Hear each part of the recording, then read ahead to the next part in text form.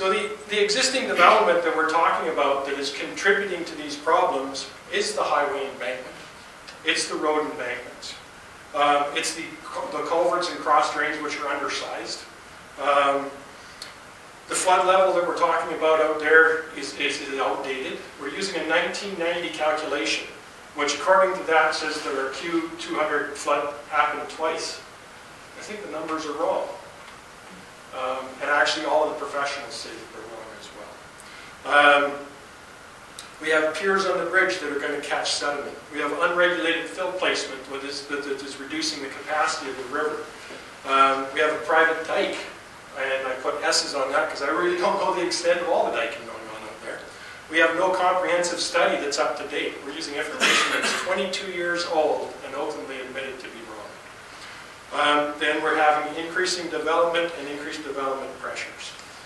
And currently, that previous guideline that I put out there, our current management policies are, in my opinion, inconsistent with provincial legislation and guidelines. I'm not a legal person as far as that goes, but I've read the documents, I've read the guidelines, I've read the legislation, and in my opinion, we are inconsistent. At the very least, we're inconsistent with the spirit and intent of those guidelines. The one thing in it, it says, you shall give consideration to. Well, we can't give consideration to if nobody's been given a chance to even consider it.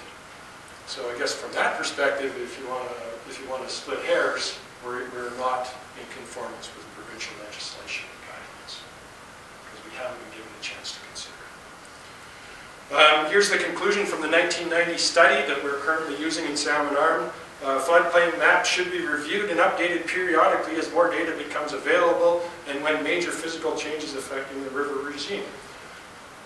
That was in 1990. 22 years later, we haven't done anything. Even though we've had several studies and several people, professionals from outside of the Salmon Arm area, saying, we have a problem out there. It needs to be dealt with. Concerns expressed regarding the management development on the floodplain. These issues have been raised by federal and provincial agencies. They've been raised by the former floodplain manager for the province of BC. Took time out of his schedule as a retired person to drive to Salmon Arm from Osoyoos, or it's actually from Oliver, and put together a presentation and talk to the citizens of Salmon Arm. Why would he do that? He's retired. He can do what he wants.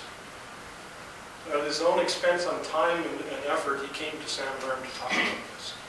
Local, provincial, and internationally recognized professional engineers and geoscientists have raised serious concerns about what's being done and what's not being done in Salmon Arm. So why have they done this? Well, they probably recognize that this particular quote here, nature is an endless combination, repetition of very few laws. In other words, we have to work with nature, not against it. History has shown when we work against nature, we lose. And we will lose every single time. It's without doubt. Working within nature's rules, it's a fairly classic quote here. Civilization, as you see on the bottom here, or actually I will go through the whole quote there. Every community has to work within its own local geology and geography and natural assets and liabilities. We have natural assets and liabilities in Salmon Arm. We have to respect them. We can exploit and use our assets, and we can treat our liabilities with due respect. That's what they're there for. Understanding the rules of nature and working with them, not against them, is essential for good land use management or land use planning. Learning from nature's rules can be costly. This is out of Kamloops there.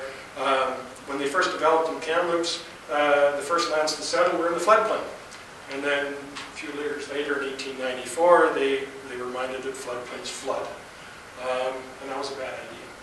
So then they moved up onto the benches on the silts, only to discover that they were prone to risks as well, and with sinkholes and things falling into failing in that way.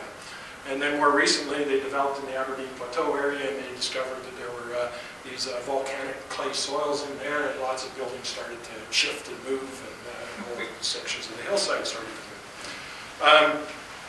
Learning how the land works is an ongoing and sometimes surprising process.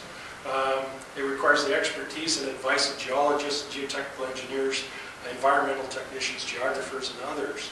And as Will Durant says, civilization exists by geologic consent, subject to change without notice. That's exactly what happens. And our civilizations have learned that sometimes the very hard way, and sometimes we just continue to repeat the same mistakes time